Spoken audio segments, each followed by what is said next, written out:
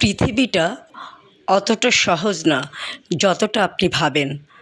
আপনি যদি সচেতন না হন, অনেক মানুষই আপনাকে ঠকানোর সুযোগ খুঁজবে। তো হ্যালো ভিউয়ার্স, আসসালামু আলাইকুম। আমি নীলা আপনাদের সবাইকে ওয়েলকাম করছি নতুন আরেকটা ব্লগ ভিডিওতে।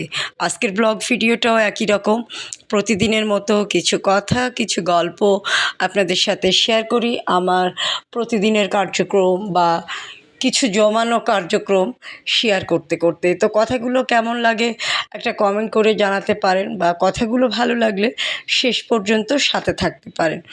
আজকে যেটা বলছিলাম, মেয়েদের জন্য বিশেষ করে কিছু কঠিন কথা এবং খুব জরুরি বাস্তবভিত্তিক কথা। পৃথিবীটা অতটা সহজ না যতটা আপনি ভাবেন।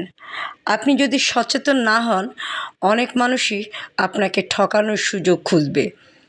বাজারের খারাপ জিনিস ধরিয়ে দিবে, বেশি দাম নিবে, আপনার সরলতাকে বোকামি ভাববে। তাই আমি তো বুঝি না টাইপ মানুষ হয়ে থাকলে চলবে না। দাম যাচাই করুন, প্রশ্ন করুন, নিজের অধিকার বুঝে নিন। সম্পত্তির ব্যাপারে অন্ধ বিশ্বাস করবেন না।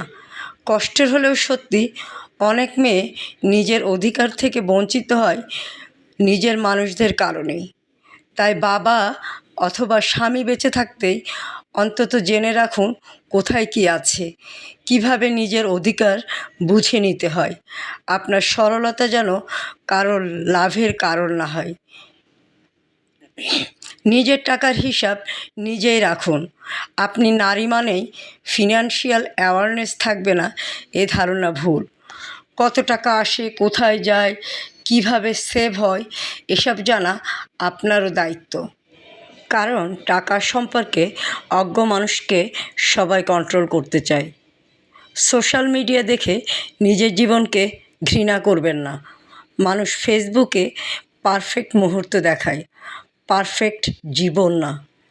যে কাপলকে দেখে আপনি হিংসা করছেন, হয়তো তারা অফলাইনে কথা পর্যন্ত বলে না। তাই অন্যের হাইলাইট রিল দেখে নিজের বাস্তব জীবনকে ছোট ভাববেন না। নিজের স্বামী বা স্ত্রীকে অন্য কারোর সাথে কম্পেয়ার করবেন না। কম্পেয়ার জিনিসটা খুব নীরবে সম্পর্ক শেষ করে দেয়।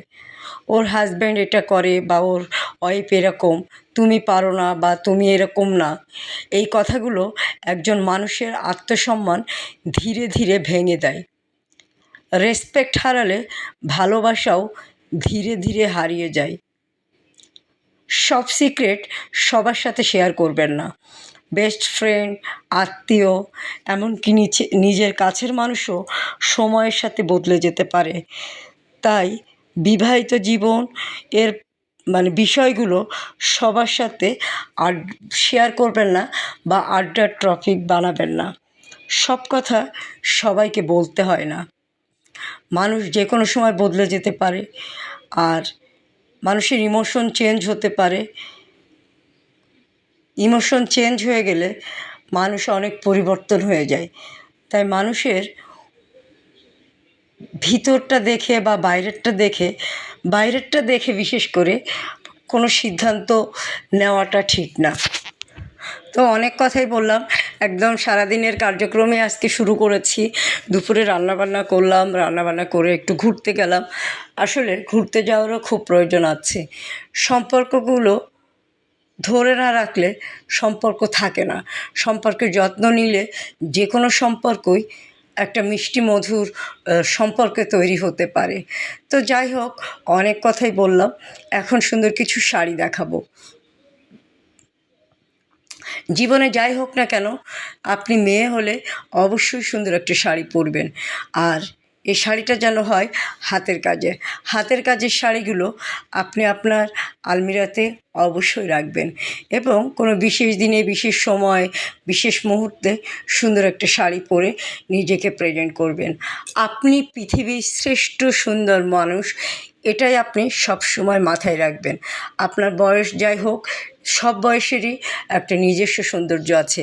আপনি যখন অল্প বয়স থাকবেন তখনও আপনি সুন্দর, আপনি যখন মধ্য বয়সে যাবেন তখনও আপনি সুন্দর।